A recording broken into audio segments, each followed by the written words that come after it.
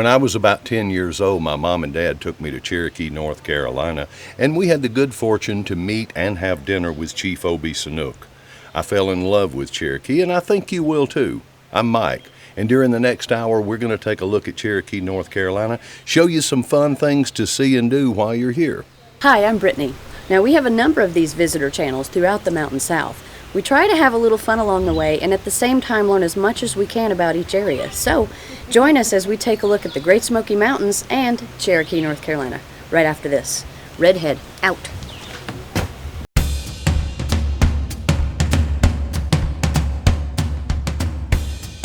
Hey, let's just take a moment and talk about fun.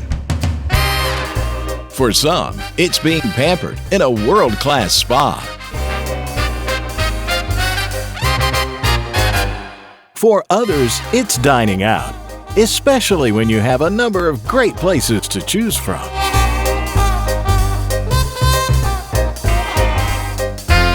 Taking in a concert with top-name entertainment.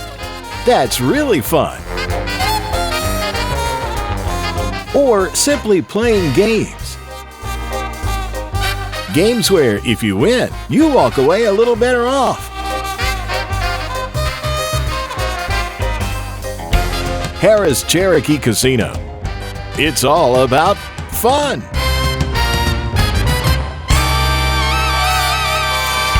I'm David Thompson, and I'm the camera guy. Anybody got any ideas on a piece we could do just specifically about the Great Smoky Mountains? How about trees? Good idea, David. Then we can do a second piece about bushes. Oh, I have an idea. What about the history of the Great Smoky Mountains? Don't you think people would enjoy hearing the story behind the park? I think you're right. I usually am. Or how about trees?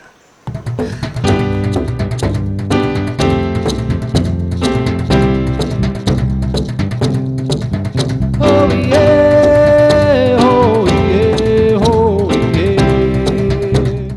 There's a lot of interesting history to be found here in the Great Smoky Mountains. For example, these are considered to be the oldest mountains in the world. Around 250 million years ago, Africa and North America collided. This caused the rock to shift upward, creating the Appalachian Mountains. We know humans lived here 11,000 years ago, possibly longer. It seems a group of Iroquois Indians migrated south from the New England area and settled in various places around the southern Appalachian Mountains. And as time moved on, they became known as the Cherokee. With the abundance of wildlife and their development of agriculture, the Cherokee were, for the most part, living the good life. Then around 1540, the Europeans showed up. Well, there goes the neighborhood. By the late 18th century, European settlers began to show up here in large numbers. The two sides made an effort to get along, but when you put two totally different cultures together, you're going to have problems. Attempts were made to settle disagreements by drawing up treaties and establishing legal code. Well, none of this worked. Then in 1828, gold was discovered in North Georgia. Well, this changed everything. The European attitude was, let's don't let them get the gold. 2 years later, President Andrew Jackson signed the Removal Act, and the Cherokee Nation was relocated to what is now Oklahoma, and their journey became known as the Trail of Tears. While the law stated all Cherokee must move west, we all know not everybody obeys the law. In this case, there was a handful of Cherokee that hid way back in the Smokies and somehow managed to survive. Then in 1889, the Qualla Indian Reservation was established. Now, what happened after that is coming up right after this. Your grandfather brought your father. Your father brought you. Now you're a dad. See it again through your children's eyes. The wonder of Cherokee. Aioli. Immerse them in the 11,000-year-old Cherokee story with priceless ancient artifacts and life-sized figures. Watch their eyes grow wider with computer-generated imagery. Rediscover long-lost oohs and ahs with authentic artwork and dioramas. Show your little warriors the real thing. Come away feeling a little closer to our heritage and each other. The next stop on your learning journey takes you to the oldest and leading Native American cooperative in the country, the Qualla Arts and Crafts Mutual. Step into the permanent gallery and bear witness to the legendary craftsmanship in our collection of authentic Cherokee artifacts. Then stroll into the art gallery and enjoy 21st century Cherokee artwork. You just might find a perfect piece of handmade history and heritage to take home. Originally, Once you are at the village, you will see it's more than just a place. It's also a time. 1760. As you step into the Oconaluftee Indian Village, you're transported back to witness the challenges of Cherokee life at a time of rapid cultural change. Oconaluftee showcases a living culture as they use ancient techniques to hull canoes, make pottery and masks, weave baskets and beadwork, and participate in their daily activities. Adana Tradisti, In season, round out your Cherokee experience by taking in an outdoor drama that the Wall Street Journal called splendidly authentic, Unto These Hills. It's one of the only dramas in the world where the story is told by the descendants of those that the story is about. The drama traces the Cherokee people through the zenith of their power, through the heartbreak of the Trail of Tears, finally ending where the Cherokee people continue to rewrite their place in the world. Nogdanella, In the Cherokee culture, there's no word for goodbye. Instead, they say, "We will meet again." So whether you're planning your first trip or it's become a family tradition, you are always welcome to share the wonder that is Cherokee.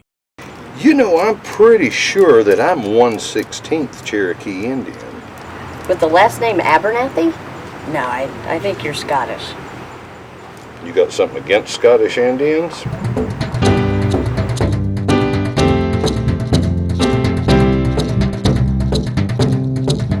oh yeah, oh yeah, oh yeah. From the late 1700s and on into the 1800s, quite a few pioneers had moved into the Smokies.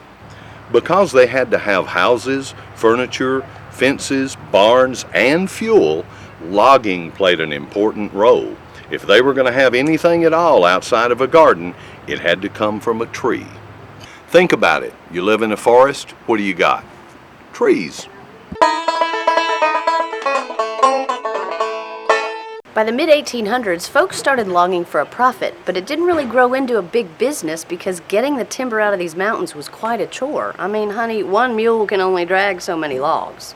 By the turn of the century, this logs for money idea began to change. The demand for lumber in the East was growing like wildfire, and someone was smart enough to say, hey, let's run a railroad back into these mountains. That, of course, made getting a large number of logs out of the mountains much easier. While the Smoky Mountains were a gold mine for timber, it didn't take long for the logging companies to strip these mountains bare. The only sections of forest that were overlooked were the ones that were just too hard to get to. We now call these old-growth forests. This is an area where some trees are so big, it takes 4 or 5 people to reach around one. Now that's a big tree. So, the Smokies are bare, there's no work here, people are leaving to find employment elsewhere, and this breathtakingly beautiful portion of the eastern United States lies in limbo. Then, in 1904, a librarian named Horace Kephart from St. Louis came to the Smokies and was so moved by the fact that all the timber was being stripped from these mountains, he decided to make a difference. He started promoting the idea of the Smokies becoming a national park. In the 1920s, some prominent people in Knoxville picked up on the idea and began raising money to purchase the land. Donations came in from everywhere, including a hefty $5 million from John D. Rockefeller. The money was finally raised to purchase the 515,000 acres that make up the park, and in 1934, President Franklin Delano Roosevelt, in a dedication, announced that this area is now the Great Smoky Mountains National Park. And now that we've learned our history lesson, let's go have some fun.